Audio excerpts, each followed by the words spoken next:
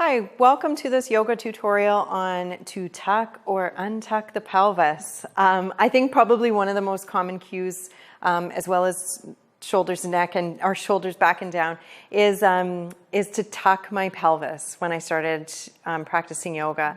And I think I heard it explained like 45 different ways, like plug your tailbone down, tuck your pelvis under. And then what we've more recently discovered, by more recently I'd say probably the last 10 years or so of my practice, is that there's a lot of yogis who have are starting to have pelvic floor issues because they've been so religiously tucking their pelvises. And then as you tuck your pelvis, and you can probably feel this if you want, if you take your hand or finger onto your tailbone, which is, you know, can be a sort of down at the bottom of the sacrum. And when you start to tuck under, you can feel the tailbone actually push forward. Can you feel that? So that shortens the pelvic floor, and then can sometimes create actually some tension in the pelvic floor. And when you have a pelvic floor that's too tense, it tends to be weak. And you can probably tell too that if you tuck the pelvis under strongly, what will happen is you get the thighs coming forward, pelvis coming forward, and then you start to actually do what I call like an anterior driven gait pattern. So basically when you walk, your leg swings forward more than it swings back, and we end up not developing enough glute, enough butt muscle. And so there's a bunch of kind of run into a bunch of different issues, but one of the questions I get then is, how do I know if my students or my pelvis is in neutral? So one of the things that I like to do is to start by finding neutral in Tadasana. So it's an easy thing to do. And there's two ways that we kind of need to look at it. One is the pelvis forward? Because if you can feel when the pelvis slides forward, that actually can create a little bit of a tuck in the pelvis, and it pushes and shortens up the pelvic floor. So we actually want to be able to bring the pelvis back so that our behind is behind us. And I sometimes joke like my pelvis is arriving at the party first, right? So it's like anytime you walk like this, pelvis is forward, and then that kind of creates that anterior driven gait pattern. So we want to make sure that our behind is behind us, and the easiest way to check this is just to look for a plumb line down the side of the leg. So it's nice to have something that has like a little bit of weight. You can, you know, put a washer onto the end of a string or something like that, or you can use your yoga strap. And if you want to step forward, Megan, we can find the side of the hip, and what we're going to do is we're going to landmark onto the greater trochanter. So that's just on the side of the hip here. You'll feel this bony prominence that's coming out, and we're going to take the strap onto that, and then we can look at the plumb line that runs down from there. So with you, we can see that you're actually, if you want to hold that, a little bit forward. So we want this to hang right in line with that ankle bone. Yeah. And exactly. So you back the bum up, and when you back the bum up, we want to do that not so much through tilting or tucking the pelvis, but more through actually hinging forward at the hip. So it's just like you're going to bend forward. If you're standing in a bit of a back bend all the time, then we just want to actually come forward and bring your butt back. And then as we do that, sometimes people will do this, right, with the rib cage, because it feels like, okay, now I've got bad posture because I'm now leaning forward.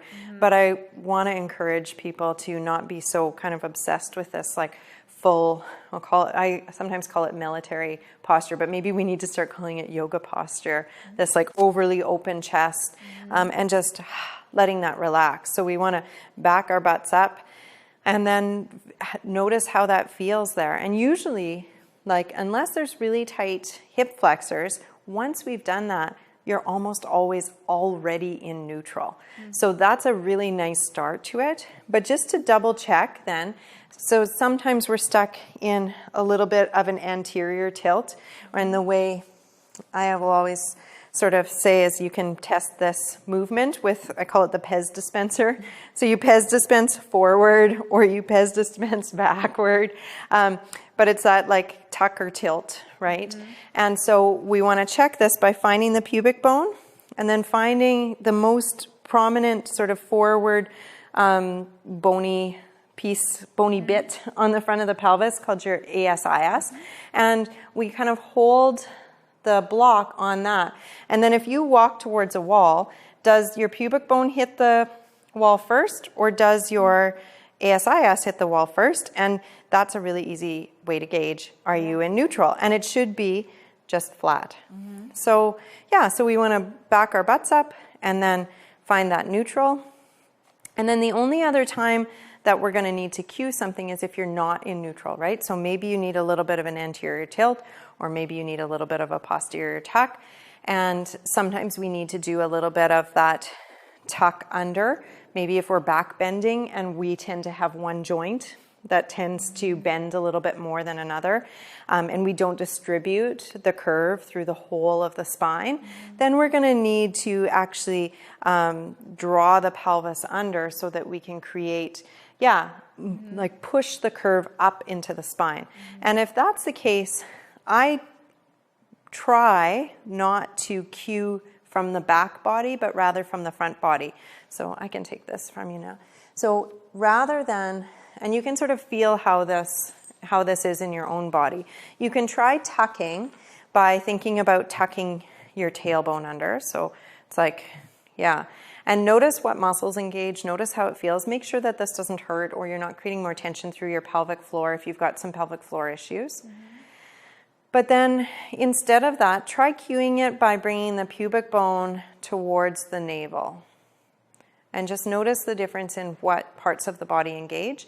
And then we're actually typically now cueing this a bit more from an abdominals place. So drawing the abdominals up a little bit rather than pressing that tailbone towards the pubic bone and causing some more pelvic floor dysfunction, which is what I'm seeing a lot of in my practice, especially with yogis who've been practicing that tuck the tailbone, and lots of mula bandha these days. So yeah, so just a couple of little things to think about in the whole to tuck or untuck. And so making sure that you're individualizing that and you're not just using it as a blanket statement. So when you're teaching your class, you can actually teach people these little simple tricks, and then they can start to figure it out and feel it in their own body. So once you've found neutral, just stop, take a moment or two, start to breathe, notice how it feels, and then see if you can find that more frequently throughout your day. And the more frequently you're finding it, usually then the easier it is to have that become your neutral. So thanks so much for joining us.